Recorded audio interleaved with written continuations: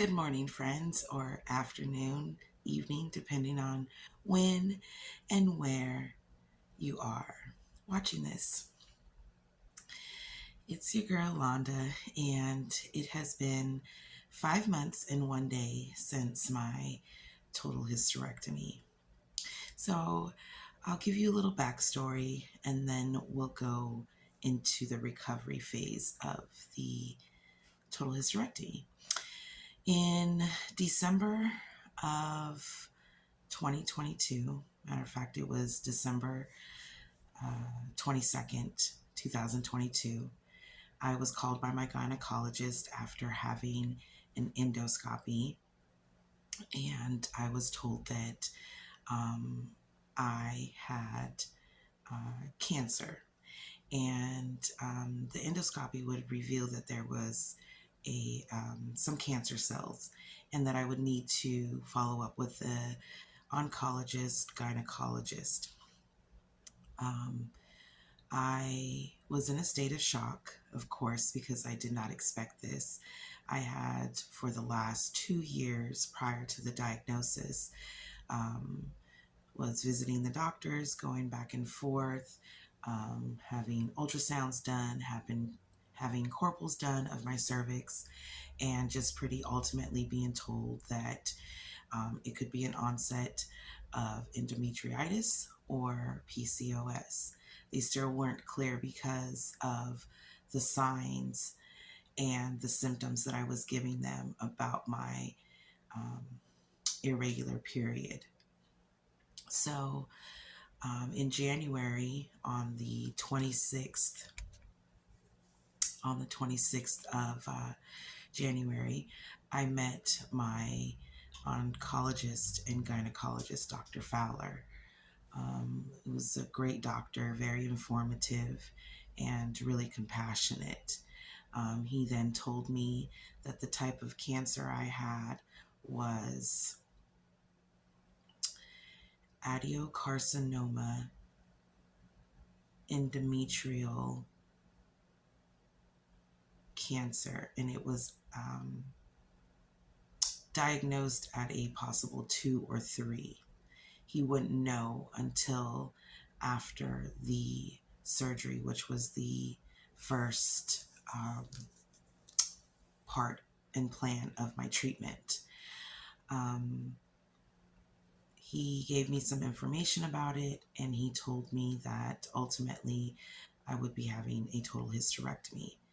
A total hysterectomy is the removal of your complete reproduction. So your cervix, uterus, and fallopian tubes.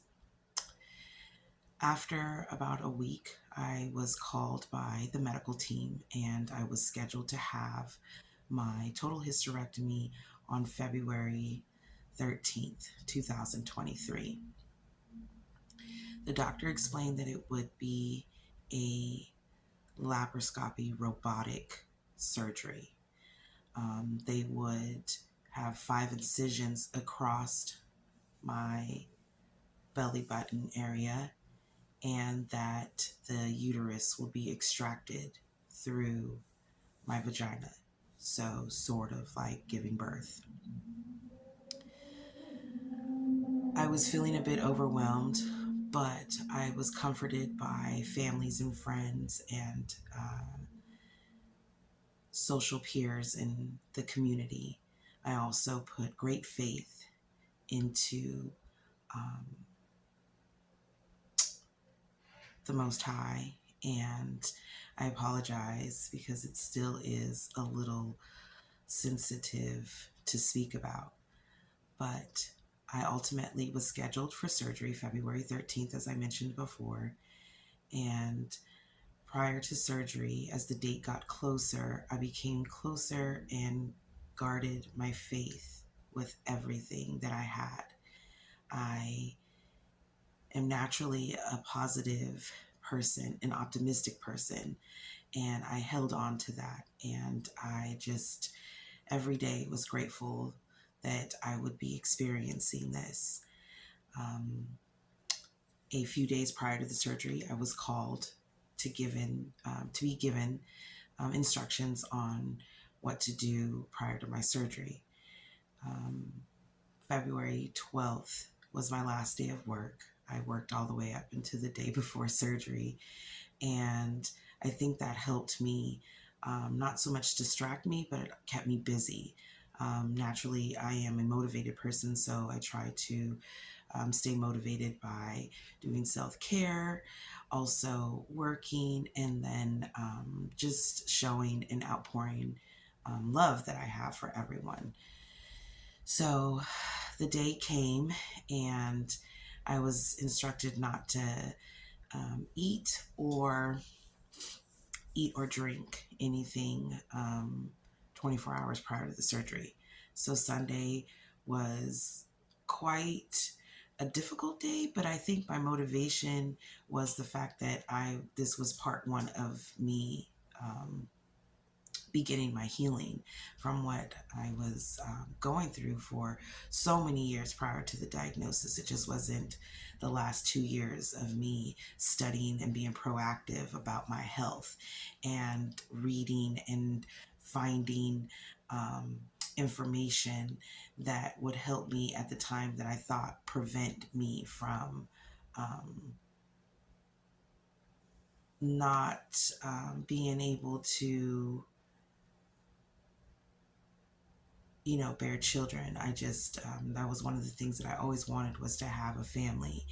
And the last 2 years, I'm going to back up, but the last 2 years prior to that, I was very hopeful in thinking that if, changing my lifestyle, changing my environment, making sure that I pay attention to myself and my body, and just educating myself in regards to a holistic lifestyle, a more natural lifestyle, removing bad habits, removing toxins, just environmental toxins, removing different things that I consumed.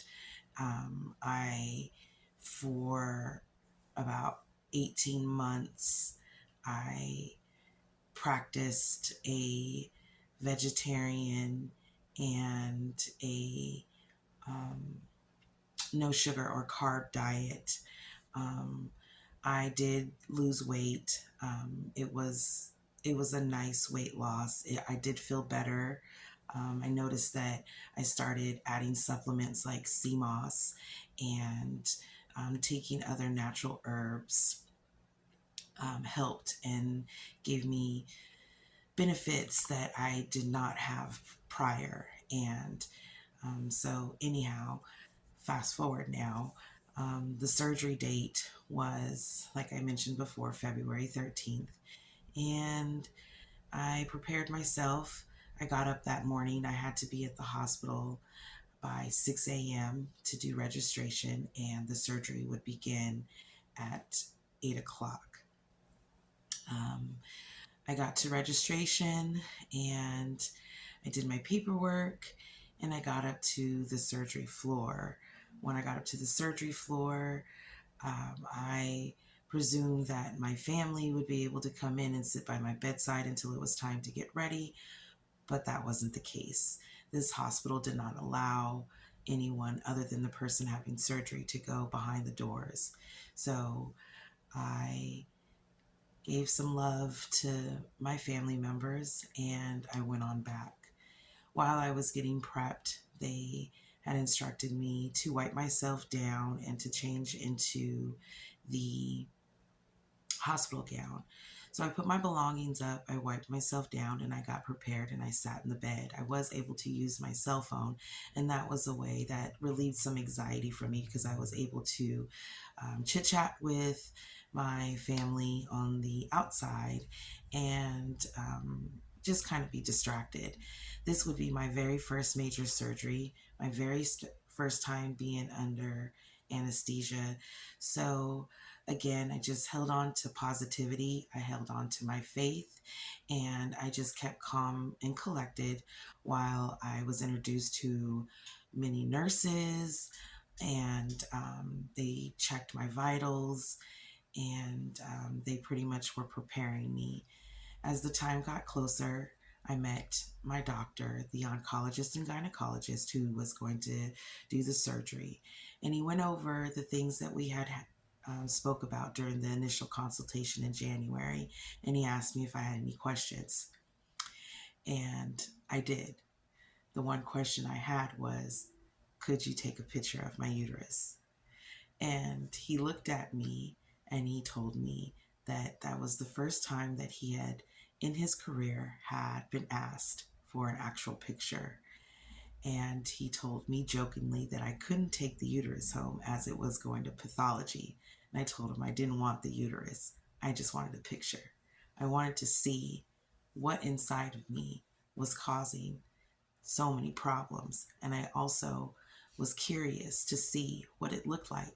So many times in textbooks, we just see diagrams and we see pictures that are sketched, but we actually don't get to see the actual organ, or it wasn't an organ, but the actual reproduction um, system. So that was quite interesting.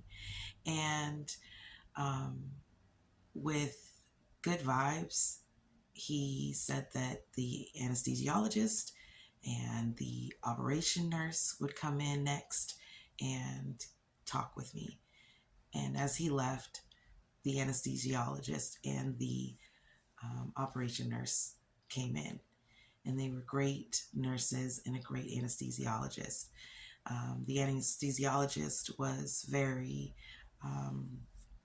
she was very happy, or I should say, just astonished that I was so calm and so relaxed for it being my first time. I was able to let her know a lot of details, and I did tell her, a couple of things that was brought to my attention prior to this, just in regards to like my breathing and different things that I would go through during the night. She noted that down, and the nurse assured me that she would be with me the whole way. So when they were completed, the OR staff came by and they got me ready to wheel me in. I was wheeled into the operation room at 9 a.m. and at 9:18, I was out.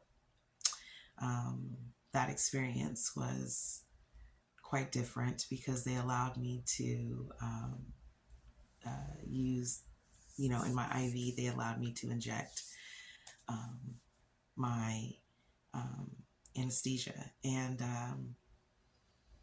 that was different. It was real different. I wasn't nervous, but I was told that I would have a breathing tube placed in, but it would be placed in after I had went to sleep, and that the surgery was going to be done by robotic arms as well, assisted by the oncologist, gynecologist. So I believe I was in surgery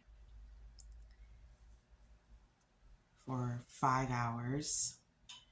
And when I was brought back to my room, I woke up naturally. And although I had watched a lot of YouTube videos and I had read some blogs, I didn't experience nausea or a dry throat or a raspy voice. My nurse immediately looked at me when I woke up and came to my bedside and asked me, was I okay? How did I feel? And the first thing I wanted to do was use the restroom. And he told me that I definitely needed to use the restroom because I had a catheter in and they had just removed it. So I needed to empty my bladder. And the second feeling of having to use the restroom, he told me that I probably didn't have to, but that it was just from the pressure of the surgery. So he assisted me to the restroom, and I did use the restroom. I did urinate on my own. And the first thing I did was look down. And I looked to see, because they gave you hospital underwear. And I looked down and I didn't see any blood. And immediately I just was overjoyed with emotion. And they brought me back to my room and they asked me, did I need anything to drink? And I never eat ice and I wanted ice. So they gave me some hospital ice and I just remember crunching that and just kind of relaxing and, just looking at things. I looked at the clock, I looked around me. Um, I looked at just different odd things, just kind of coming to and just giving my praises that I had made it through this surgery and being very grateful and thankful for the doctors and the nursing staff for taking care of me. I honestly didn't feel any pain at the time. They did say that I was medicated so that I wouldn't be in any discomfort, and I wasn't. I was released that same day, and when my mother came to pick me up, um, I did feel a little pressure when I was getting into the vehicle, but not very much. I do recall afterwards I wanted a Starbucks so bad, and we went and got me one. Um, After that, I went and picked up my prescription that they had prescribed. They did prescribe me ibuprofen, stool softeners, and a pain medicine. They said that the pain medicine they would give me for the following 2 weeks, enough for that, and that usually patients don't need any more after that. So I was discussing with my mom the side effects because of me having the total hysterectomy. I definitely went into full menopause. So I was waiting to feel those side effects, but I didn't have any of those. I got home and I rested. I was sleepy still, and that was just pretty much from the anesthesia wearing off as well as the pain meds. So the first week, I was expected to have a bowel movement in 5 days. Well, on the second day, I had my first bowel movement, and there's such a funny backstory to that between my sister and I, because I have to be thankful for her. She has had children, so she totally understood how I felt about being backed up and the being scared of having the urge but not being able to. So that experience is going to be in a different video, but along with some things that I did to take precautions prior to the surgery, and some things that I used for my recovery after the surgery.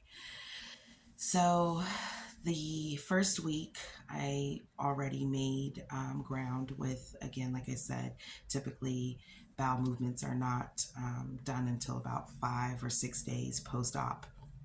So I had already beat that milestone. I do recall that I was told to eat, foods with fiber, stay hydrated, and also recommendations from like my peers and a few other people that had experienced the same thing I did, not with the diagnosis, but just having the total hysterectomy. So I was conscious about that, and I made sure to eat fibrous foods. I eliminated, as they stated, no fried foods, no fatty foods, and no spicy foods. So I stayed with like a bland diet with bananas and whole grains. I also implemented flaxseed as well as using my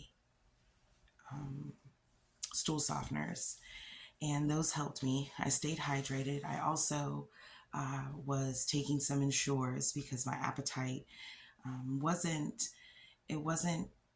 I was hungry, but I was just afraid because of the whole bowel part of it. So I pretty much just stuck to fruits and vegetables, whole grains, like I said, and I use flaxseed. I did stay away from spicy foods, although it was kind of hard because I do like spice, but it was okay. Um, I wasn't really mobile. I was able to get in and out of bed without assistance. I have a higher level bed frame, so I used a stool to use it to get up and down. And my exercise pretty much was from my room to the living room. I did purchase before the surgery a nursing rocking chair, and that is where I spent kind of most of my day, was sitting in the chair. Um, I also the hospital gave me a belly band, and they told me to keep that on for the first 2 weeks. This would help keep my internal organs together and also help with the recovery. And I must say, the belly band was great support. I had a little anxiety counting the days down that I would have to take it off, and we'll get later into that. So I pretty much um, experienced insomnia. It was pretty weird because prior to the diagnosis, I would normally get to bed about 10 o'clock at night, and I would have, I'm not really a morning person, but with a few alarms, like 7, I would typically get up early in the morning. But after the surgery, my sleeping patterns were off. And because I would nap and sleep throughout the day, um, at night I would stay woke. And that continued for majority of the recovering weeks thereafter, even after I stopped taking the medication that they gave me for pain. Um, so that was one thing that stayed with me, was being um, woke at night. And I was well rested, but it would take a long time. So in the weeks to come, I slowly but surely began to be able to walk a little bit more. I was able to get in and out of the car. I didn't have very much pain.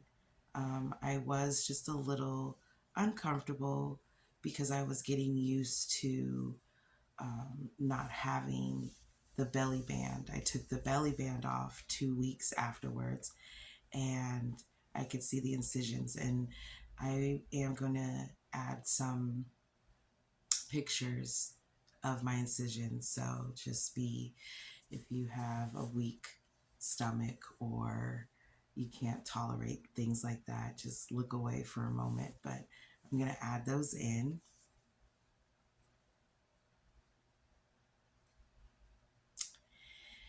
I had received a phone call from the hospital staff, and I was given a nurse advocate, and she was and is the best.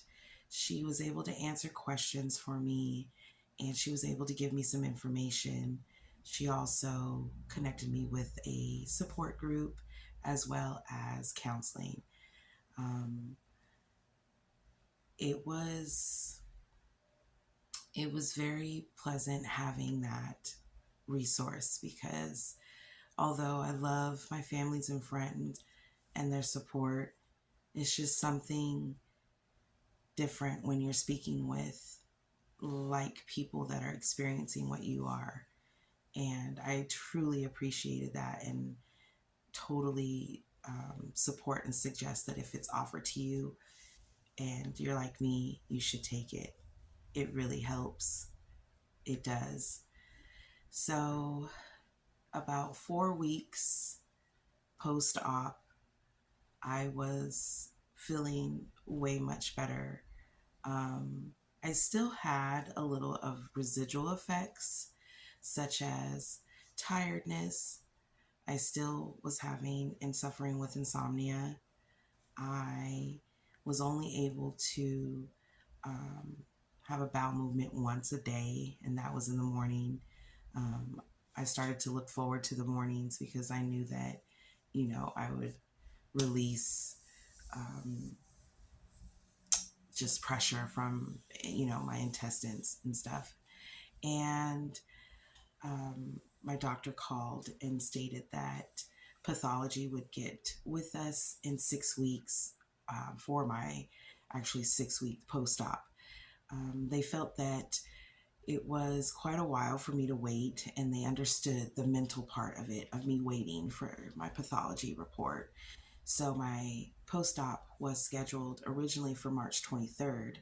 However, I went in for my post-op on March 17th, and I met again my doctor that did the surgery and my nurse advocate, and they were both in the room, and they explained to me what had happened, and they also had the results from my pathology report. The doctor checked my incisions and liked his work. He said that it looked well and that I was healing well. I asked him a few questions in regards to the incisions. There was kind of some discomfort in certain spots. And he had said that the spots, the areas, the incisions that I had the problems with, he had stated that those were where the muscle would be a little sore because that's where the robotic arms had went in, and that was normal. It wasn't too discomforting. It just was kind of like a dull back pain, or I shouldn't say back pain, but just a dull pain underneath those incisions. But he had told me that the tape, they had used tape and glue to seal me, and that when the tape would begin to peel back, I could cut layers off of that tape and for it to naturally go off. I did have stitches on the inside, but those would dissolve. So I was pretty pleased with his response and with his explanation of the incisions and the healing of that. He did explain to me about the pathology report, and I was staged at a stage 3 for this cancer, this type of cancer, and it was a rare genetic mutation type of cancer, and it's also known as Lynch syndrome. So he was able to remove the tumor that was embedded in the walls of my uterus, but he also had to remove 17 lymph nodes. And he did tell me before surgery that if he did have to remove those, it was a possibility that if they were removed, it meant that there was a possibility of the residuals spreading out. So with that being said, he showed me exactly where he removed the nodes, and he gave me my picture of my uterus. And I will go ahead and place that so that you can get a visual of what it looks like in just a moment. So if that kind of bugs you out or it's kind of cringy to you, just look away. It's only going to be up there for a few seconds. The next stage that I would go into, he said that they were going to refer me out to an oncology team that would ultimately take care of my treatment plan. So he wanted me to go through chemotherapy, and he wanted me to go through radiation.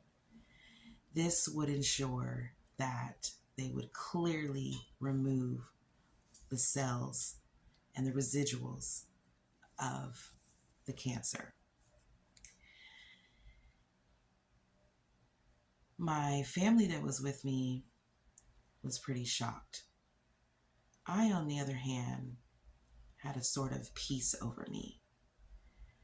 I trusted that with the next stages of treatment that I would win this battle, and that I would be here to tell you about it. So a few weeks had went by, and I was contacted by the oncology team that would be ultimately doing my treatment. I will post more videos, as I stated before, in regards to the pre-op preparation that I followed and the post-op recovery from the operation. I am going to post more videos of my journey, and I hope to spread awareness and to give some insight and some positivity on treatment for cancer. And I hope that you take from this some, some knowledge of being proactive in your health and how important it is to pay attention to your body and how important it is to fill your body with good foods and to stimulate your mind with good thoughts, and self-care is really important. So I'm signing off, and as I stated before, there will be more videos in regards to my total hysterectomy recovery and the effects, side effects, and